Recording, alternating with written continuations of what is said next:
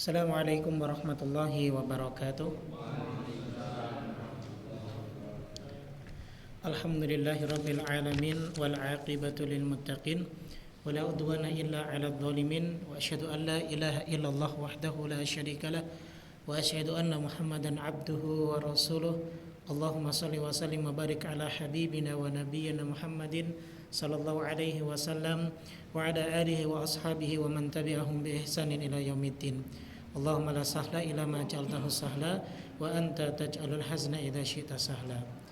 Ikhwatal kiram rahimakumullah, alhamdulillah. Pertama kita panjatkan puji syukur kita kepada Allah Subhanahu wa taala yang senantiasa memberikan taufiknya kepada kita sehingga pada kesempatan kali ini alhamdulillah kita bisa meneruskan lagi pembahasan kita tentang fikih ibadah. Kemudian salawat dan salam tak lupa kita junjungkan kepada Nabi kita Muhammad sallallahu alaihi wasallam beserta para sahabat beliau dan orang-orang yang istiqamah menjalankan sunnah beliau. Taib jamaah rahimakumullah, kita akan teruskan pembahasan tentang puasa-puasa sunnah. Di mana pertemuan kita sebelumnya kita sudah membahas puasa sunnah yang pertama yaitu puasa 6 hari di bulan Syawal. Ya, dan kita sudah bahas pula bahwa yang dimaksud 6 hari ini tidak harus berurutan. Yang penting 6 hari di bulan Syawal. Ya, pahalanya sebagaimana sabda Rasulullah sallallahu alaihi wasallam, "Man shoma ramadhana tsumma atba'ahu sittan min Syawal kana kasiyamid dahr." Siapa yang berpuasa di bulan Ramadan lalu kemudian dia lanjutkan dengan puasa 6 hari di bulan Syawal, maka ia seperti berpuasa selama 1 tahun penuh. Kenapa? Karena al-hasanatu bi asyri amthaliha. Satu kebaikan itu dihitung menjadi 10 kali lipat. Sehingga kalau misalnya 1 bulan itu 30, kemudian ditambah 6 hari menjadi 36, atau mungkin 35 kalau 1 bulan Ramadannya 29 hari, maka tinggal dikalikan 10, sekitar 350 atau 360. Maka itu seperti kita berpuasa 1 tahun penuh. Ya, jadi seperti itu. Makanya sangat rugi sekali jika kita tidak menambah selepas kita mengerjakan puasa Ramadan, kemudian kita menambah puasa sunnah 6 hari di bulan Syawal begitu. Tayyib. Kemudian puasa yang berikutnya kita akan teruskan puasa yang kedua dan yang ketiga. Puasa yang kedua adalah puasa Muharram. Puasa Muharram itu pada tanggal 10. Biasanya disebut dengan Asyura. Asyura itu diambil dari kata asyrah. Asyrah itu 10. Asyura itu berarti yang ke-10. Jadi di hari yang ke-10 di bulan Muharram. Maka ini sunnah. Ditambah lagi dengan puasa di bulan 9-nya. Jadi 9 dan 10 seperti itu.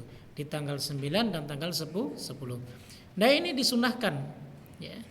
Disunahkan oleh Rasulullah sallallahu alaihi wasallam. Bahkan kita dianjurkan untuk memperbanyak puasa pada bulan Muharram. Ya, diperbanyak untuk puasa.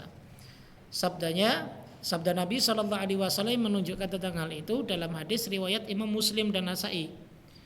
Kata beliau sallallahu alaihi wasallam, "Afdhalus siyami ba'da Ramadhana syahrullah al-Muharram." Jadi puasa yang paling afdal setelah puasa di bulan Ramadan itu adalah puasa di bulan Muharram. Jadi kalau kita berpuasa misal Senin, Kamis di bulan Muharram itu merupakan puasa sunnah yang paling afdal. Ataupun salah tata ayam, 3 hari yang sering disebut dengan ayyamul bid. Nah, kita puasa itu di bulan Muharram.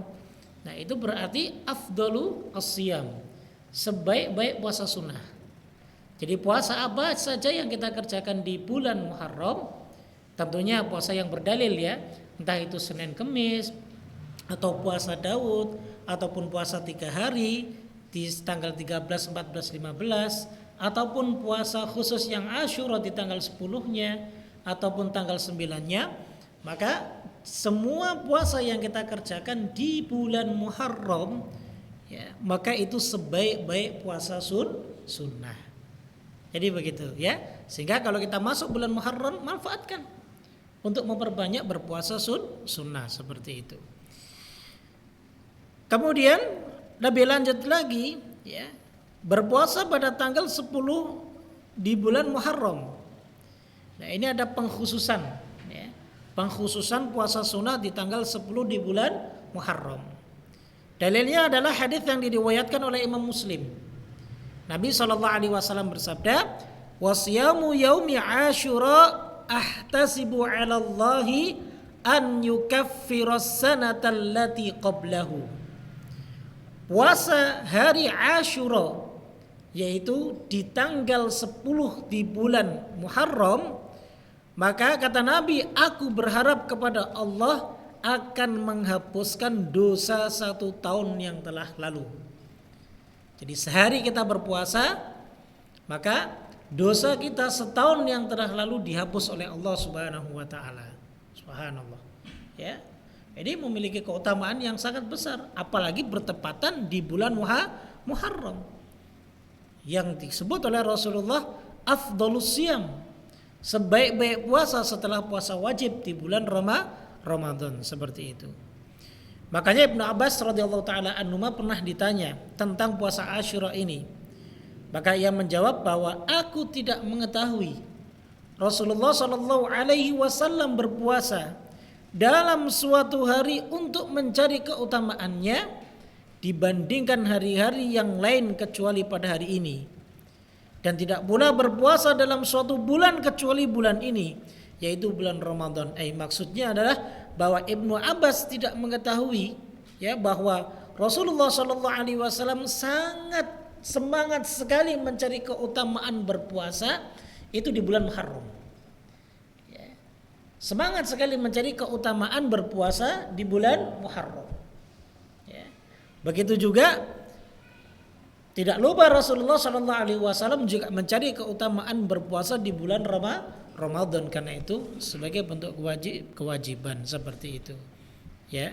Nah, inilah jemaah sekalian rahimakumullah, ya, salah satu jenis puasa yang dianjurkan dan bahkan disunahkan oleh Rasulullah SAW kepada kita semuanya. Maka nanti kalau sudah masuk bulan Muharram, ya, biasanya cepat itu, Pak. Kalau sudah Idul Fitri, Ramadan, masuk Ramadan tiba-tiba, karena yang kita tunggu mudik pulang kan. Habis lebaran buru-buru aja pengen Idul Adha.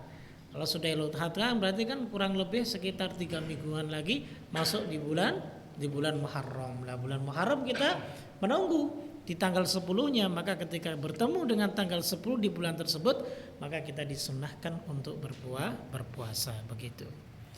Taib. Kemudian jamaah sekalian rahimakumullah, disunahkan pula untuk berpuasa pada hari sebelumnya, ya, yaitu di tanggal yang ke-9 Muharram. Ya. Kenapa disunahkan juga di tanggal yang ke-9 di bulan Muharram? Berdasarkan hadis dari Ibnu Abbas radhiyallahu taala anhuma. Ia pernah berkata, ketika Rasulullah sallallahu alaihi wasallam melaksanakan puasa Asyura, puasa di tanggal 10 di bulan Muharram, dan memerintahkan kepada para sahabat agar melaksanakannya juga. Maka para sahabat berkata, "Ya Rasulullah, wahai Rasulullah, hari tersebut adalah hari yang diagung-agungkan oleh kaum Yahudi dan kaum Nasrani."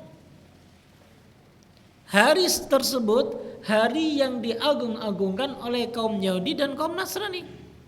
Maka Rasulullah SAW kemudian beliau bersabda, untuk menyelisihi ahlul kitab ini, ya, yang seharusnya memang kita ini umat muslim yang berhak untuk mempuasakan hari tersebut.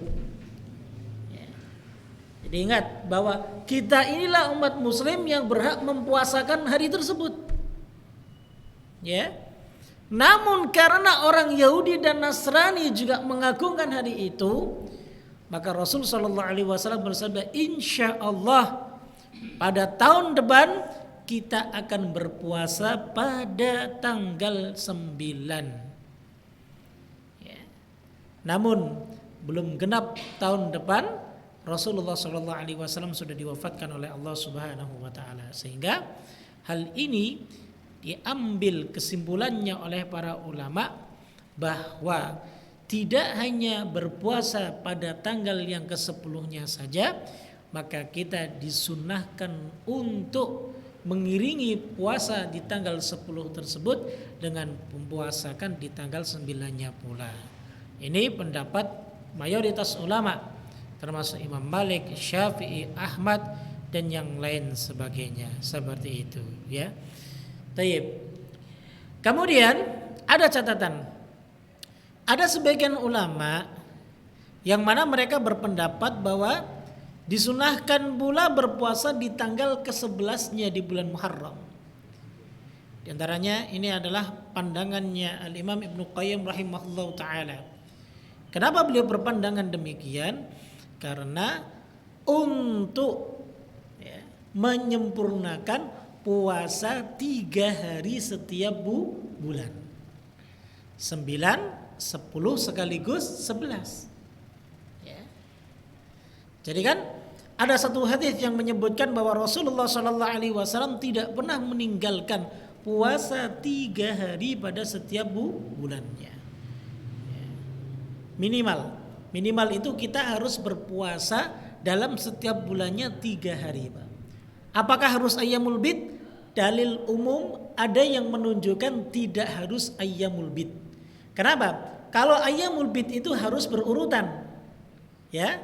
Ayyamul bid harus berurutan tanggal 13, 14, 15. Terkadang nanti ada pertanyaan, nanti akan kita bahas sendiri ayyamul bid. Ada pertanyaan, berarti kalau misalnya di tanggal 13 kita enggak berpuasa, gugur dong. Iya, gugur puasa ayyamul bidnya. Paham? Gugur puasa ayyamul bidnya. Tapi antum boleh menambah satu lagi sebagai bentuk menyempurnakan puasa 3 hari setiap bulan. Dan juga dapat pahala sama. Sekali lagi, karena al-hasanah bi asyri amthaliha. 1 kebaikan maka dilipatkan menjadi 10 kebaikan. Sehingga kalau minimal kita dalam 1 bulan, ya, misal kita ini orang yang susah untuk berpuasa, Pak. Ada orang yang kadang dia itu mengunggulkan satu ibadah lain, tapi dia tidak melaksanakan satu ibadah sunnah yang lainnya. Makanya terkadang kita sebagai sesama muslim jangan sampai kemudian mencela itu orang nggak pernah puasa ya. Jangan seperti itu. Bisa jadi dia mengistimewakan satu ibadah lain. Contoh qiyamul lail, dia rajin. Belum tentu Anda yang menghina orang tersebut nggak pernah puasa, Anda bisa qiyamul lail. Jadi setiap kita ada yang mengistimewakan ibadah masing-masing. Jadi begitu, mungkin dia tidak mampu berpuasa di siang hari, tapi dia bisa bangun malam setiap malam. Ya. Jadi seperti itu. Nah, begitu. Nah, namun Rasulullah menganjurkan minimal paling tidak Anda berpuasa 3 hari saja. Mau diambil di Senin, Kemis, Seninnya lagi selesai, atau Anda mau berpuasa terserah di hari apapun, ya, ataupun mau berpuasa tidak puasa, tidak boleh. Minimal 3 hari. Kenapa? Karena kalau Anda berpuasa, kita berpuasa 3 hari saja, itu seperti kita berpuasa sebulan. Kenapa? Karena pahala puasa sehari seperti kita berpuasa 10 hari. Karena 1 kebaikan dilipat gandakan menjadi 10 kebaikan yang sama semisal.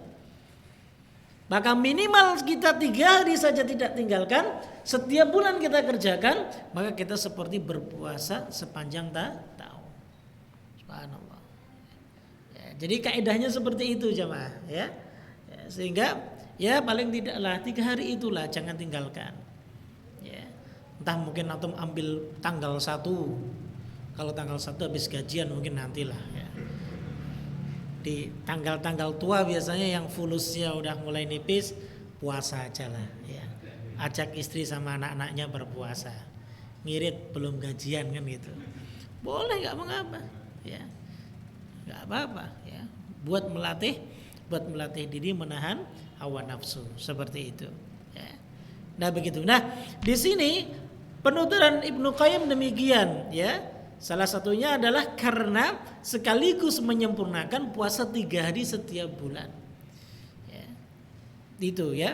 Namun andaikan beliau menambahkan di hari yang ke-11-nya, karena masih ada hubungannya dengan tanggal 10 dan tanggal 9, maka dia butuh dalil. Kalau dikatakan kan Nabi SAW tujuannya untuk menyelisih Yahudi dan Nasrani. Iya, kalau Rasulullah tidak menyebut tanggal 9-nya. Tapi beliau SAW mengatakan insya Allah pada tahun depan kita akan mempuasakannya tanggal 9 pula. Apakah Rasulullah menyampaikan tanggal 11 pula? Kan tidak. Ya. Sehingga kita cukupkan apa yang disabdakan oleh beliau SAW di tanggal 9 dan tanggal 10.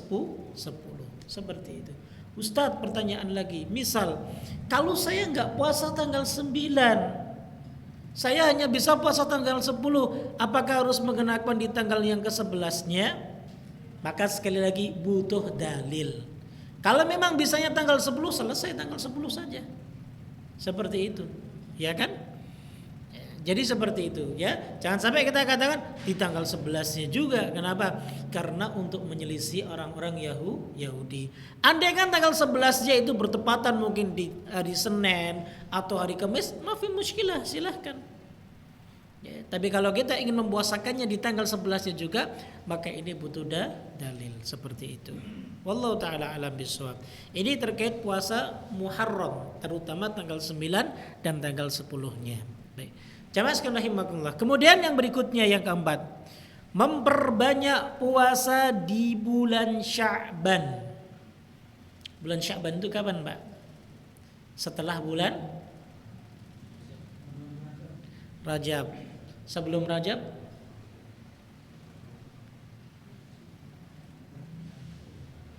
Deng.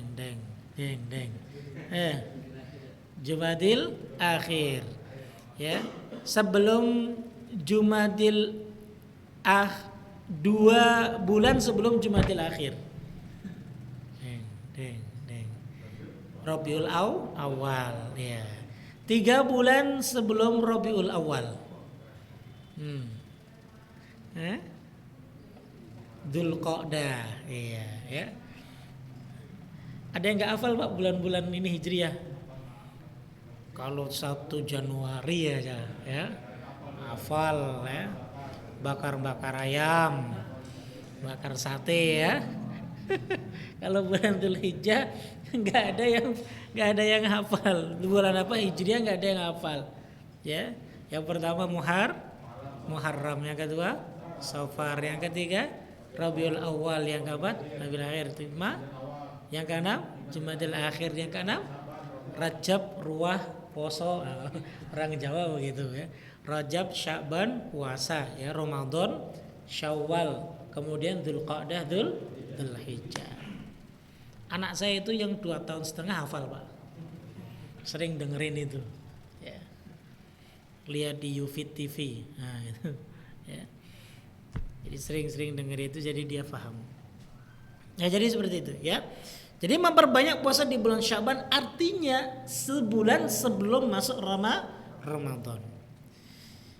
Tayyib, di sini diterangkan bahwa Rasulullah SAW melaksanakannya hampir 1 bulan penuh.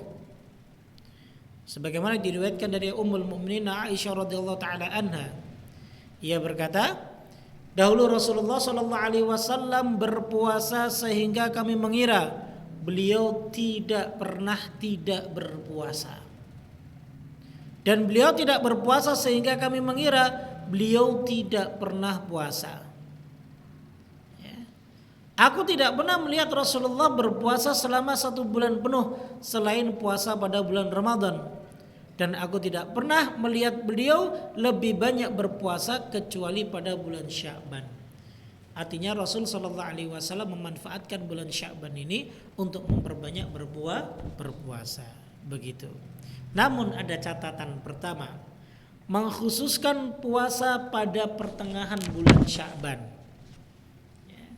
Disebut nisfu Sya'ban. Nah, biasanya ada ritual malam nisfu Sya'ban. Apa yang dikerjakan sih Pak? Malam nisfu Sya'ban. Mungkin bagi yang ngerjakan. Coba sebutkan 1. Apa yang dikerjakan di malam nisfu Sya'ban? Baca Yasin. Tujuannya? Enggak tahu tujuan. Yang penting baca aja. Ya betul. Nggak apa-apa. Terus biasanya apa lagi, Pak? Sholat nisfu Sya'ban. Tujuannya nggak tahu juga. Terus mempuasakan di hari nisfu Sya'ban. Tujuannya? Loh, kok nggak ada yang tahu tujuannya? Artinya begini. Dalam satu ibadah itu pasti ada tujuan yang kita ingin capai. Dan tentunya tujuan tersebut harus ada tuntunannya. Maksudnya dituntun dengan dalil. Saya ngerjakan ini karena tujuannya biar saya dapat nilai pahala puasa selama setahun. Makanya saya menambah puasa di bulan Ramadan itu dengan puasa 6 hari di bulan Syawal. Seperti itu. Sekarang pertanyaannya, makanya seperti itu. Setiap ibadah yang kita kerjakan itu butuh dengan pengukuhan. Masa sih kita jadi orang percaya-percaya aja begitu loh. Ya kan? Kita jadi orang kok percaya-percaya aja. Wah, itu puasa gini. Apa manfaatnya? Apa tujuannya? Mana perintahnya? Ya. Tanyakan dulu. Enggak, tapi ini baik. Baik menurut kita. Baik menurut Anda. Ya. Tapi belum tentu baik menurut syariat. Ya. Apalagi sifatnya ibadah. Ya. Ibadah itu kan tujuannya ingin mendapat keridhaan dari Allah. Ingin dapat pahala dari Allah. Ya. Tentunya kan tujuan orang melaksanakan ibadah itu kan ya, tujuan paling utamanya itu adalah pahala dari Allah. Sekarang kalau Allah nggak pernah menjanjikan satu amalan mendapatkan satu pahala seperti ini, apakah itu nggak disebut sebagai orang bohong, dusta? Contoh begini, saya datang ke rumah Pak Muhayyad, ya, saya mau jual satu produk. Pak, antum beli ini produk. Kalau antum beli ini produk, antum akan ya, untung 500%. Begitu. Yang ngomong saya. Ya. Kemudian Pak Muhayyad tanya, ini produk Ustadz apa produk orang lain? Ya produk orang lain. Begitu. Loh, kok bisa Ustadz bisa menyampaikan bahwa bisa dapat keuntungan 500%?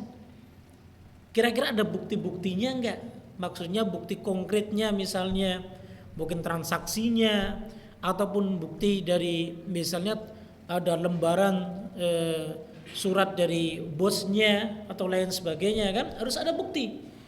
Ya kan? Andai kan asik nih, ya. Oke deh Ustaz, aneh ambil. Giliran dijual, jangankan untung 500%, untung saja enggak. Ya. Jadinya buntung. Ketika dikomplain ke manajernya atau dikomplain ke direkturnya, ini bener enggak nih? Katanya, loh saya enggak pernah ngomong begitu kok. Nah, itu nyeseknya sampai ke hati, Pak. Nah itu dalam urusan dunia. Ya. Jadi yang punya hak ya pihak direktur untuk memberikan diskon lah, untuk memberikan keuntungan lah. Ya. Dari direktur itu kemudian nanti disampaikan kepada manajer misalnya marketing dan yang lain sebagainya. Ya. Ada bukti-buktinya dan lain sebagainya. Pernah saya beli Tenggo waffle Tenggo, Pak. Di dalam waffle Tenggo, Pak, di dalamnya ada bungkusan kecil. Saya buka satu lembar. Selamat, Anda dapat mobil Suzuki Nissan Mark. Saya beli Tenggo waffle ini di Indomaret. Ya. Saya selidiki sampai saya dulu pernah suruh murid saya suruh ke Daan Mogot, ya. Di situ ada pabriknya, pabrik Tenggo, ya. Tenggo itu cap orang tua ya. Di situ coba tanyakan ke sana. Katanya apa? Pak, kami nggak pernah ngasih hadiah melalui kertas seperti ini yang dimasukkan ke dalam bungkus tersebut. Saya sempat bingung, ini orang memasukkan ke dalam dari mana? Saya sempat telepon, iya Bapak nanti seperti ini, Bapak nanti ada pajaknya ya 20% dari harga mobil tersebut. Waduh, pajak 20%. Nissan March saat itu 125 juta. Ya. Kan berhubung dulu ada Pak Bos itu, saya pernah ngajar di AJS punya Nissan March, saya tanyakan dia. Di situ ada stempelnya dari Polda dan yang lain sebagainya komplit. Ya. Kita pede-pede aja, ternyata ketika kita tanyakan, oh Bapak yang kesekian kalinya datang kemari, kata satpamnya begitu. Dibohongi kita berarti benar-benar. Subhanallah ya. Sempat saya ketemu dengan lawyer saya, ya, dulu saya punya kenalan lawyer dekat. Sampai ini gimana? Oh Ustaz tuh dibohongi, tapi saya masih belum yakin karena saya dapat di dalam bungkus makanan tersebut. Ya. Nah itulah jamaah ya. Ya. Perlunya kita kalau kita jadi begini, urusan dunia saja kita sampai menyelidiki sampai ke pusatnya. Lah kok ini urusan akhirat kita nggak menyelidiki, percaya-percaya aja.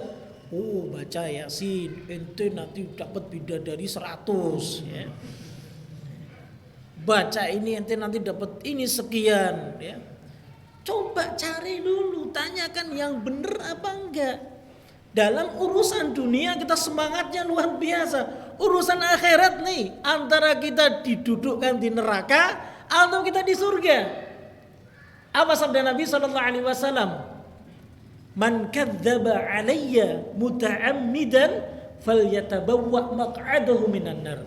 Barang siapa yang berdusta atas namaku, atas nama Nabi.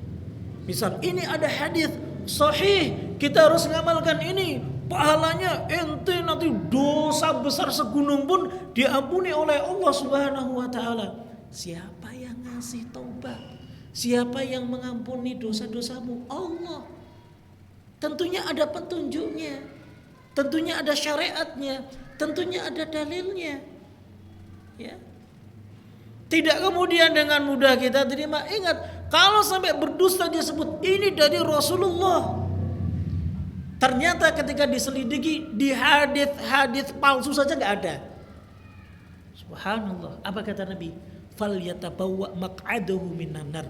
Allah siapkan dia tempat duduknya di neraka, Pak. Waliyadzubillah. Dalam urusan agama nggak main-main. Kita kalau ingin membangun rumah, ya, ada satu YouTuber, ya, kita bisa ambil ibrahnya saja. Ini YouTuber sudah beli tanah di Pondok Indah. Ya, dulunya beli rumah, Pak. Beli rumah, tapi rumah tua dia hancurin. Dia ingin bangun dari awal, baik. Dia serahkan ya, kepada orang yang belum pernah membangun bangunan yang besar. Dia serahkan kepada orang itu yang biasanya cuma borong kecil-kecilan. Paling rumah tingkat 2, ya kan? Paling rumah-rumah bedeng-bedeng di dalam gang, seperti itu. Ya. Diserahkan untuk membangun rumah yang gede, yang megah, yang mewah. Apa yang terjadi? Sudah habis miliaran, tapi ternyata belum satu puing pun yang berdiri. Dan ternyata hitungannya salah lagi. Harus digali lagi dari awal. Subhanallah. Ya. Jadi dalam urusan dunia saja, kalau salah, satu saja salah, misalnya harusnya ini bergeser di sini nih, pondasinya, dia miring ke sini sedikit, itu nanti bisa membahayakan bangunan, bisa hancur rontok. Itu urusan dunia, Pak, sebegitu detilnya. Dan ini urusan agama kok enak-enak saja. Kayak orang jualan tempe. Ini monggo silakan beli. Begitu doang. Ya. Kita nyari ilmu, dapatkan ilmu dari orang-orang kita nggak tahu asal muasalnya dia belajar dari mana.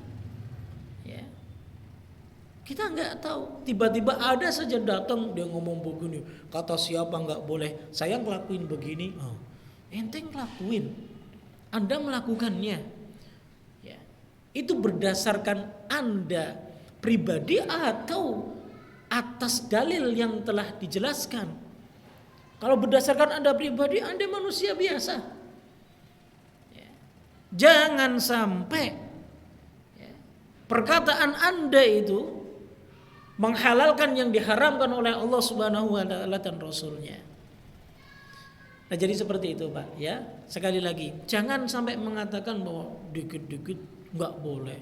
Ini Islam garis kelas, Pak. Justru kita ini ingin memudahkan dalam beragama, bukan mempersulit. Ya. Kita ingin memudahkan dalam beragama, waktunya istirahat tidur. Enggak perlu gombrang sampai jam 1 malam, jam 2 malam. Ya kan? Ya. Yang begitu-begituannya senang ketika subuh pada bablas enggak sholat subuh. Itu yang wajib sholat subuhnya. Ya. Katanya cinta Nabi. Nabi enggak butuh kalau ada orang yang cinta cuman saya cinta, saya ini enggak. Kalau cinta Nabi SAW, mana amalanmu? Itu saja. Wong banyak orang nanti yang diusir dari telaga Nabi SAW. Sebab karena apa? Sebab karena enggak mau mengamalkan amalan yang telah ditinggalkan oleh beliau SAW. Ya. Sukanya yang rame-rame saja, sukanya yang senang-senang saja. Ada majelis ataupun ada kajian kok laki perempuan duduknya bareng-bareng. Itu siapa? Teman baik saya, Pak. Subhanallah. Ya. Dari tatanannya saja sudah salah, enggak benar, bukan mahram. Haram hukumnya. Enggak diperbolehkan. Ya. Jadi seperti itulah jamaah sekalian rahimakumullah, bukan keras. Wallah tidak keras. Kenapa kita harus menyampaikan ya seperti ini? Karena tanda sayang, bukan tanda benci, demi Allah tanda sayang ya, agar supaya umat Nabi SAW itu berada di atas jalan beliau, hanya satu jalan ya. Jangan mau ada yang mengatakan bahwa jalan kan boleh beda-beda tujuannya sama. Enggak mungkin sama tujuannya kalau sudah jalannya beda. Wong Allah Subhanahu wa taala sudah mengatakan, menyampaikannya kepada Rasulullah SAW, kul, katakan Muhammad, hadihi sabili, ini jalanku. Sabil menggunakan satu jalan ya. Bahkan dalam ayat ini disebutkan wa anna hadza sirati mustaqimah ya. Dan ini adalah jalanku yang lurus. Jadi hanya ada satu jalan. Jadi seperti itu, Pak. Pakai kalau dikatakan Ustadz suka nyala-nyalakan, enggak, saya enggak nyalakan. Saya cuma menanyakan. Antum ngelakuin begitu, misal ada yang melakukan, tujuannya apa? Nah, seperti itu, ya. Kemudian ada enggak petunjuknya? Nah, ya. Kalau enggak ada, buat apa kita susah-susah? Masih ada amalan yang lain yang kita belum bisa mengamalkannya. Begitu, Pak. Ya. Jadi nanti jangan diam-diam besok akhirnya nggak mau ngaji lagi nih. Ya, boleh dah ngobrol sama saya lah ya, sambil ngopi santai-santai gitu, Pak. Nggak masalah ya, biar adem ngomongnya kan. Mungkin kalau di sini kan nggak bisa tanya jawab ya. Kalau sambil ngopi kan bisa adem kan. Insya Allah tak kasih es teh biar lebih adem hatinya insya Allah. Nah, tip. Jadi seperti itu jamaah. Ya. Turun ya.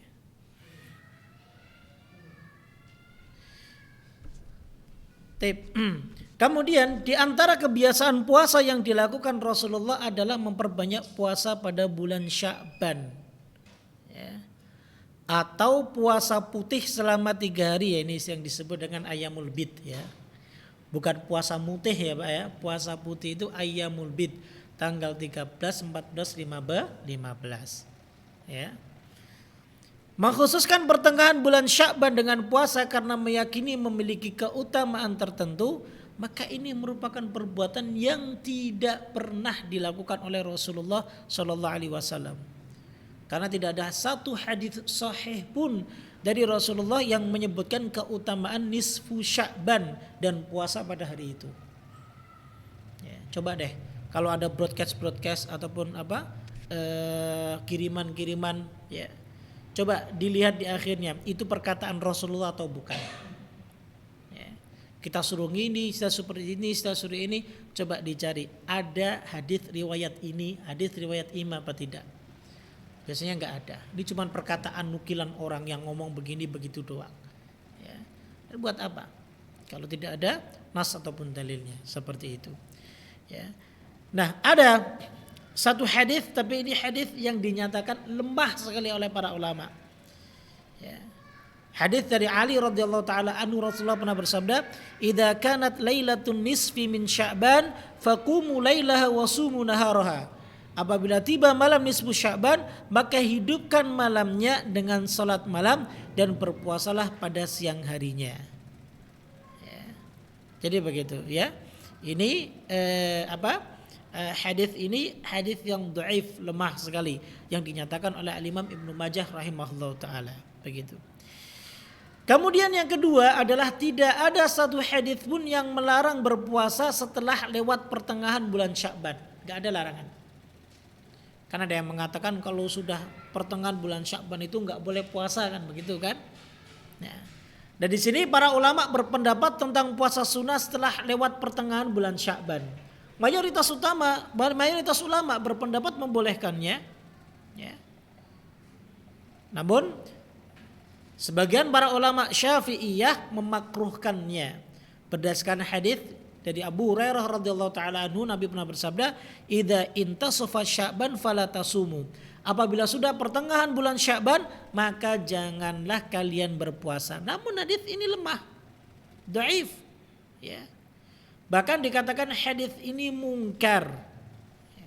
Hadis ini mungkar. Ya. Seperti itu, ya. Hadis ini mungkar, hadis inilah lemah, seperti itu. Disebutkan oleh beberapa para ulama yang lainnya.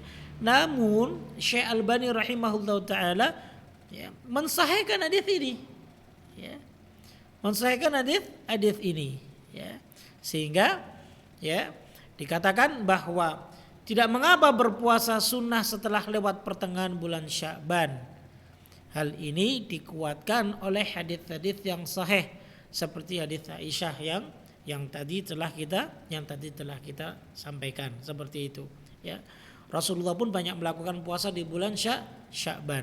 Nah, ini atas dasar perbuatan yang dilakukan oleh Rasulullah sallallahu alaihi wasallam. Ya, seperti itu, ya. Nah, ini terkait dengan puasa di bulan Sya'ban, ya. Anjurannya adalah untuk memperbanyak, begitu, ya. Meskipun ada satu larangan yang menyatakan bahwa enggak boleh berpuasa setelahnya, tapi wakilnya apa yang dilakukan oleh Rasulullah sallallahu alaihi wasallam, beliau memperbanyak puasa di bulan Sya'ban, seperti itu, ya. Baik, wallahu a'lam bishawab. Kemudian yang berikutnya, puasa hari Arafah bagi orang yang tidak sedang melaksanakan haji. Nah, ini rame nih kemarin, ya. Puasa hari Arafah. Kita ikut mana nih pemerintah, ya? Apa ikut Saudi, ya kan, seperti itu. Tuh, rame itu kemarin, Pak, ya. Baik. Yang ngomong ikut pemerintah, ada yang nyalahin yang ikut Saudi dan lain sebagainya. Baik. Yang jelas bahwa puasa hari Arafah itu disunnahkan, ya, bagi yang tidak melaksanakan haji. Berdasarkan hadis Nabi SAW, beliau pernah bersabda, "Siyamu yaumi Arafata." Berpuasa pada hari Arafah. Ya. Hari Arafah kapan, Pak? Tanggal 9 Dzulhijjah. Tanggal 9 Dzulhijjah itu hari apa? Hari Arafah. Berarti hari Arafah jatuh pada tanggal 9 Dzulhijjah. Tanggal 9 Dzulhijjah itu pas hari Arafah. Ya, begitu, ya. Ahtasibu 'ala Allahi an yukaffira sanata allati qablahu wa sanata allati ba'dahu. Ya. Jadi aku berharap kepada Allah akan menghapuskan dosa 1 tahun sebelumnya dan dosa 1 tahun setelahnya. Ya. Jadi dosa yang akan datang pun nanti terhapus dengan puasa tersebut. Ya. Seperti itu, ya. Nah, ini dilakukan bagi kaum muslimin yang tidak melaksanakan ibadah haji. Adapun mereka yang ibadah haji, mereka sedang wukuf di Arafah, di mana mereka disunahkan untuk memperbanyak berdoa, sehingga mereka tidak dianjurkan untuk berpuasa. Seperti itu, ya. Baik, ya. Kemudian yang berikutnya, puasa Senin Kamis.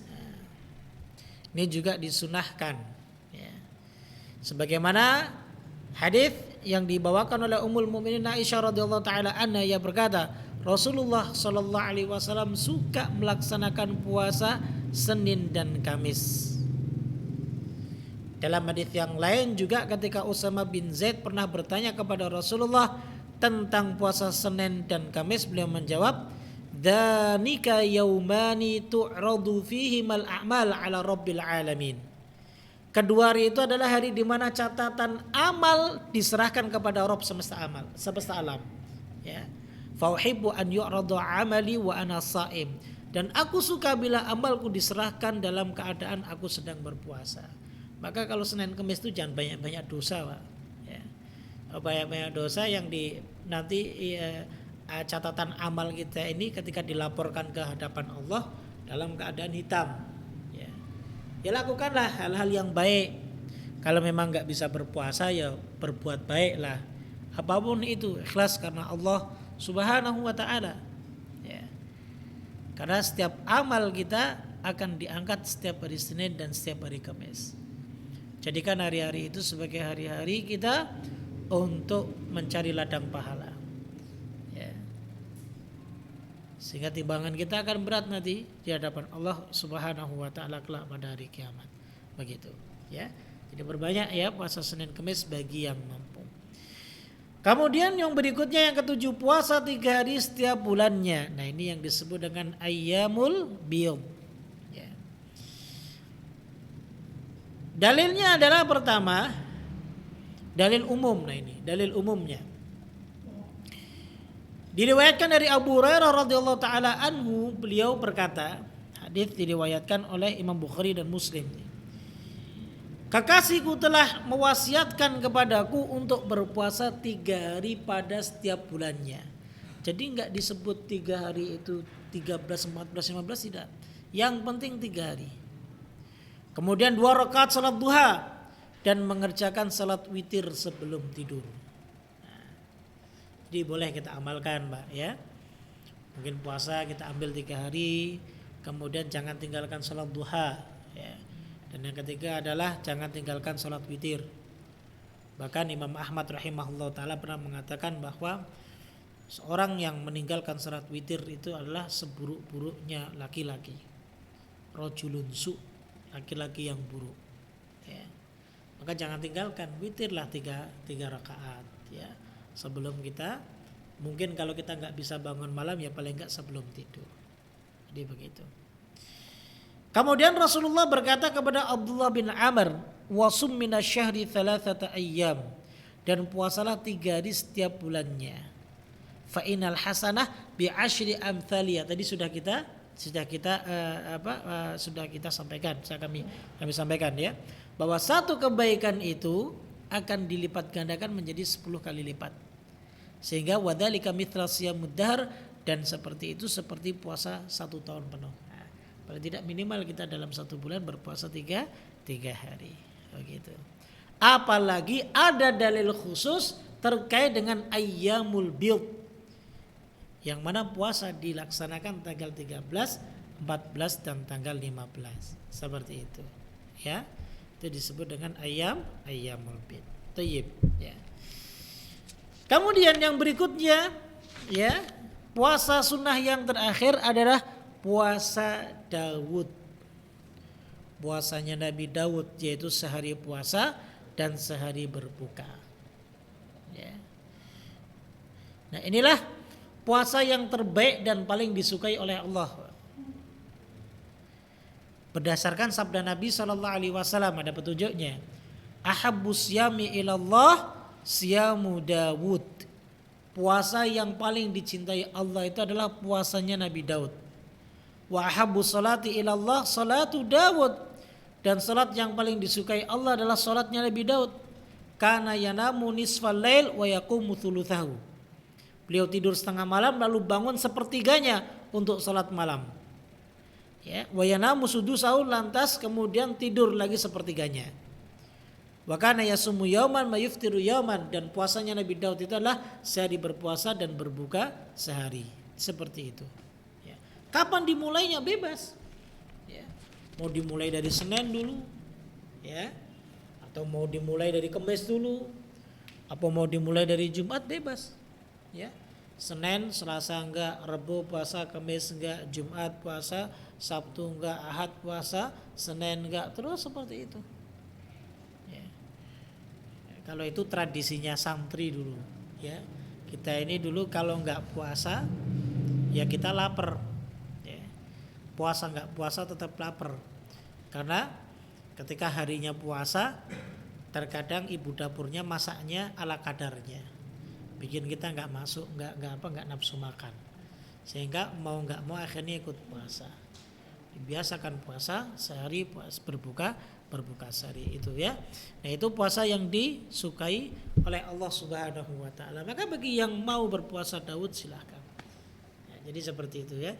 Jadi inilah puasa-puasa sunnah yang ada nas ataupun dalilnya, jamaah.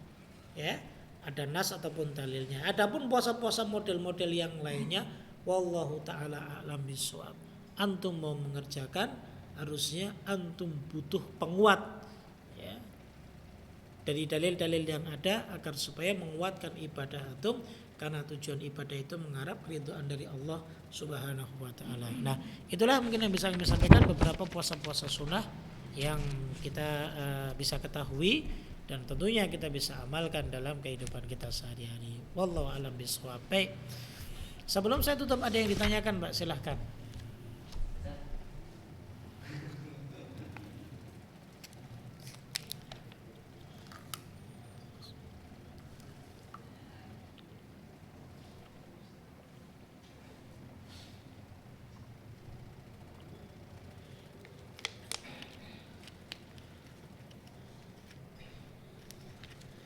Tidak ada, alhamdulillah kalau nggak ada. Kita tutup kalau nggak ada pertanyaan. Subhanakallah bihamdik, asyhadu an la ilaha illa anta, astaghfiruka wa atubu ilaik. Assalamualaikum warahmatullahi wabarakatuh.